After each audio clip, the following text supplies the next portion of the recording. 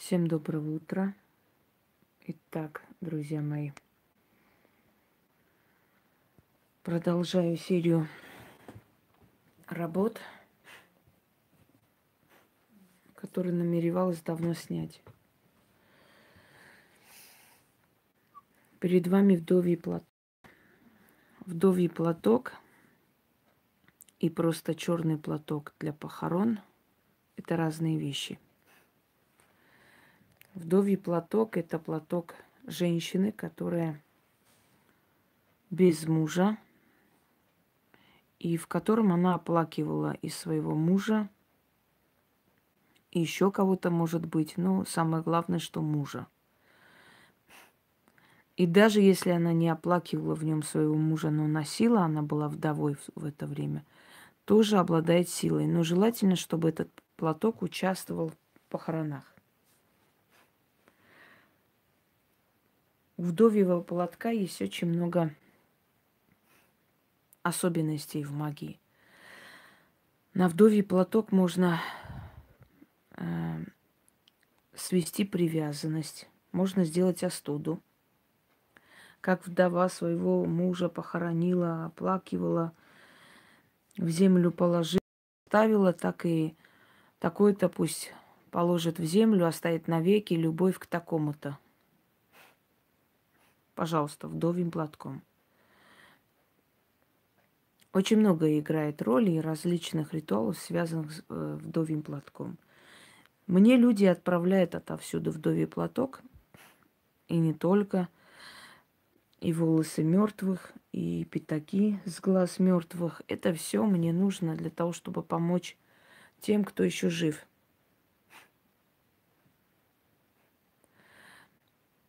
Помочь им не уйти раньше времени. Я хочу сказать спасибо тем, кто мне отправляет это все, потому что вы помогаете очень многим, знаете это.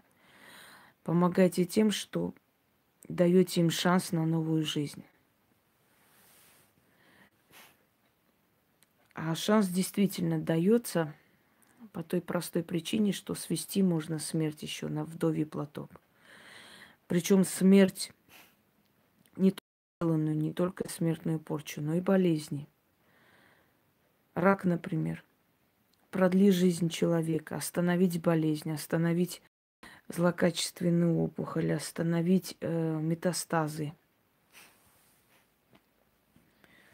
и прочее, прочее. Свести на вдовий платок. То есть остановить смерть. Некоторые говорят, ну как же вы, будучи просто людьми, можете приказывать смертным силам? Мы не приказываем, мы с ними договариваемся. И впредь учтите, не лезьте туда, куда вам не следует лезть. В дела богов не вмешивайтесь. Не вам дано знать, почему ведьма может остановить смерть, почему нет. Потому что ей эта власть дана.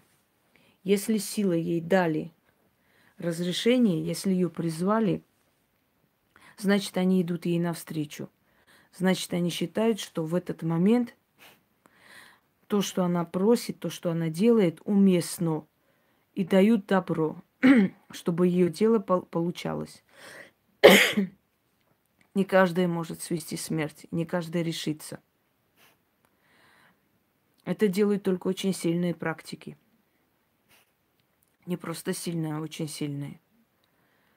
Следующий момент.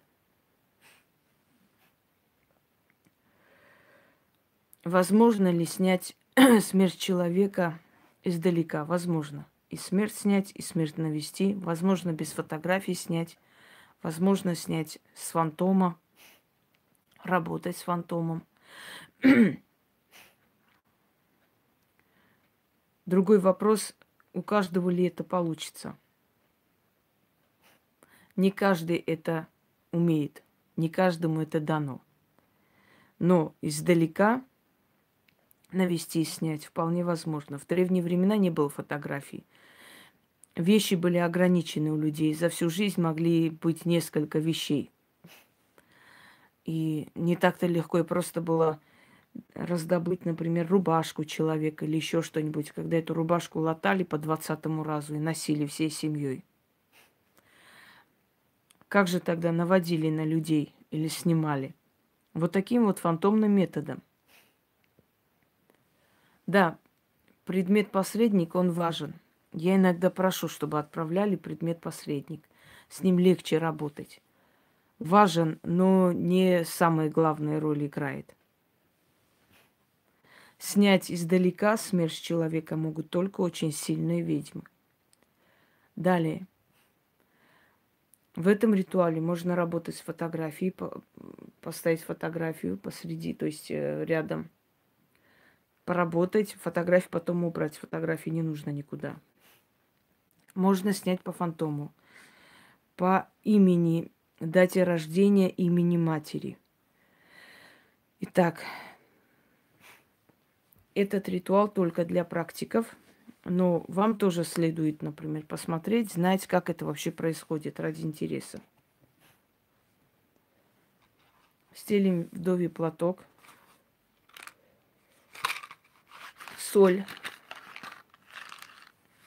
с определенными ингредиентами. Нужна здесь еще трава, рабой. Но это потом я сделаю. Сейчас у меня усталость и дымить тут. Поскольку я всего лишь это дарю, показываю, объясняю. Это не ритуал в данный момент. Водка, рюмка водки, кусочек хлеба. Как поминальное. Свеча у ног покойного. Так делается. Поскольку с этой стороны считается голова, с той стороны ноги. Значит, ставится возле ног свеча, не у изголовья. Сыпите соль вот таким образом, как бугорок, как могильный бугорок. Стелите вдовий платок, читайте, зажигайте это все. Читайте 13 раз, потом это все пересыпать нужно сюда, на платок, вместе с огарками свечи. На следующий день, после 6 вечера, отнести либо на могилу. Но если нет одноименной могилы, либо человек там другой веры, естественно, здесь такой могилу не найти с его именем, идете, находите безымянную могилу. Не имеет никакого значения, какого верования, вероисповедания человек и так далее. Для ведьм не существует никаких религий. Для нее все люди одинаковые, и она на всех может воздействовать. Никогда не верьте, что верующим людям невозможно что-то сделать с помощью колдовства и так далее. Это чушь собачья. Наивный детский лепет. Итак, после того, как вы 13 раз прочитали, на следующий день в 6 вечера берете вдовий платок, идете на кладбище, находите либо одноименную могилу, либо безымянную могилу, но активную. Как определить активную и пассивную, я думаю, что практикам объяснять не нужно. Идете туда с откупом. Водка, блины, фрукты даже можно отнести. Откуп ставите, будете могилу. И когда будете идти между рядами, говорите, опять же, 13 раз этот заговор между рядами. Вот пока идете. Если вы даже нашли эту могилу, в любом случае ходите между рядами по кладбищу с вдовьим платком в руках и говорите 13 раз этот заговор. Потом подходите к могиле, которую выбрали, будете могилу, оставляйте там откуп и закапывайте вдовий платок туда. Прям закопать. Закопали сверху еще 13 раз сказали, отвернулись и ушли. Желательно, чтобы на это кладбище вы долго не ходили. Несколько месяцев. Поэтому выберите определенное кладбище. Если человек лично к вам приходит, сажайте человека, делайте то же самое, но его нужно посадить за алтарь. Потом с этим человеком идете на кладбище, ведете его, он молчит, ничего не говорит. между рядами идете, начитываете 13 раз, закапываете молча, 13 раз сверху говорите и уходите оттуда, точно так же молча. Вот таким образом. За этот ритуал человек должен принести вам помимо платы еще 3 золотые вещи. Запомните, вы должны откупаться от смертных порч, желательно золотом. Золотые вещи могут быть не обязательно новые, но не, скажем так, сломленные, не такие непригодные. Золотом откупаются от темных кладбищенских сил.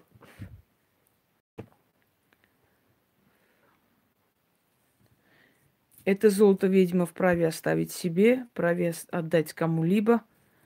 Там ложить не нужно. Но за энергию кладбищенских сил всегда откупались золотом, так положено. Так, начали.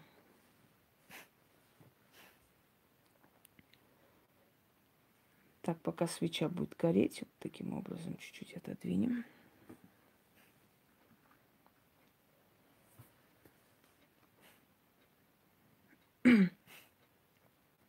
Черным платком оплакивали мертвеца. В гроб положили, земле предали. Прибрала его мать сыра земля. Лежит мертвец, свой гроб сторожит. Не проснуться ему, вечным сном уснул. Мертвая душа с тебя не убудет. Сними с него имя. Смертную порчу. В Ассиру землю порчу забери.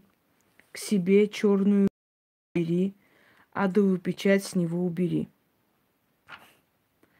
Как тебя отпели и похоронили, так я черным платком отпою и похороню смертную порчу его. Как ты не встанешь и домой назад не вернешься, так и порча не воротится назад к нему. Через вдовий платок смертную печать снимаю.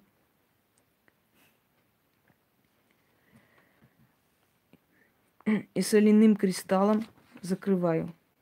Ставлю 666 печатей. Сила древней магии придет в движение и свершится сказанное. Смертная порча снята. Зубы, губы, ключ, язык заклято. 13 раз читайте. Я устала, поэтому я 13 раз читать не буду. Мне кажется, я после этого вообще лягу спать. С откупом идете на кладбище. Пока ходите между могил, читайте еще 13 раз. Стоит город на погосте. Здесь лежат кости. Как этим костям не встать, так и порчи смертной не восстать. Как мертвеца не убить, так и его порчей смертной не убить и не сурочить. Вам, мертвяки, лежать, а ему для новой жизни оживать. И век свой проживать. Мертвым мертвое, живым живое, мертвым вечность, а ему жизнь. Истинно так. 13 раз прочитали между могил, пошли, закопали молча вот это все, оставили откуп. Сверху 13 раз сказали. Смертная печать. На смертную землю сойди, а его навеки освободи. Да будет так. Сказали, встали, молча ушли. И желательно, чтобы долгое время вы на это кладбище вообще не приходили, чтобы снова эту смертную силу не прибрать, и ему в том числе. Итак, это для практиков. Еще раз говорю, не у всех есть сила снимать смертную порчу. Не беритесь, если не уверены. Это раз. Второе. Не у всех есть сила издалека снимать. Опять, не беритесь, если не уверены. Моими работами очень многие практики замечательно стали работать. Замечательно просто стали работать. И у них очень хорошие результаты пошли. Я рада. Я для этого и дарила, чтобы практики могли показать людям результат. Единственное, о чем я просила у них, это уважение к тому человеку, который им столько подарил. Уважение. Потому что многие, которые брали мое, хотели стереть с памяти. Видимо, им было очень неприятно осознавать. Обычно это мелочные душой люди не любят благодарить за отданные, а топчут того, кто отдал, чтобы вдруг не помнить, кому они обязаны. Омерзительно, но этим ничего хорошего не будет. Запомните, самое главное правило в ведовстве – уважай того, кто сильнее тебя. Уважай того, кому больше дано, потому что с него и спрос больше, чем с тебя. Так вот, не уважать учителя, не уважать того, у кого ты взял, научился и понял, значит себя губить. Рано или поздно Бог вам напомнит это все. Хотите колдовать удачно, хотите, чтобы люди благодарили, чтобы люди говорили спасибо, одарили вас. Будьте людьми. Уважайте этого человека, потому что если через этого человека отдали вам это все, значит, для силы этот человек что-либо значит. Значит, будут вам мстить за этого человека. Так, хлеб и водка. Водку утром вылить, хлеб выкинуть. Неважно куда. Оно уже обесточенное утром, поэтому не имеет никакой ценности. Все остальное я вам рассказала и показала. Всем удачи, помогайте людям, если у вас есть силы. Это к практикам, еще раз. А те, которые начинают мне мозги компасировать, я вот новый практик, начинающий, я их сразу посылаю, потому что те, которые практики, сами об этом знают, они не ходят по форумам и не спрашивают, я практик или нет. Одна дура тоже пришла, начала мне втирать. Вот у меня там сила проснулась какая-то, какие-то способности и так далее. Когда ее послала, она везде начала хавкать. Вот это Хосроева, мне все ведьмы говорят, что я ведьма, она вот так вот меня оскорбила и так далее. Все ведьмы говорят, что она ведьма. Угу. Такие же ведьмы, как она сама. Все, дорогие друзья, нет, сил нету, наверное, больше не сниму сегодня. Нафиг. Спать. Сегодня точно спать. Завтра, если у меня будет сил, вы будете праздновать, я буду снимать, потому что я не праздную. Я даже своих близких, родных разгоняю просто на праздники, чтобы они отмечали подальше, потому что я терпеть не могу праздники, я не люблю. Вот такой я мрачный человек. И поэтому все празднуют далеко, а я просто работаю. Мне нравится. Я терпеть не могу Новый год. Я быстрее хочу, чтобы это время вот быстрее прошло, по-быстрому, чтобы дальше уже жить. Не знаю, у меня вот ненависть вызывает Новый год и раздражение. Может, потому что последние годы у меня ничего хорошего не было на Новый год, и Новый год был всегда очень болезненный, очень много страшных воспоминаний новогодних времен. Причем это не один день, не два, это годы. Поэтому у меня Новый год вызывает жуткое раздражение. Я жду, чтобы оно быстрее прошло. Так что не удивляйтесь, дорогие друзья, что я работаю. Не потому, что мне прям заняться нечем, а потому что я хочу это время занять чем-нибудь, чтобы не заметить, как оно быстрее улетело. Терпеть не могу этот праздник. Все. Всем удачи, всех благ, а я спать.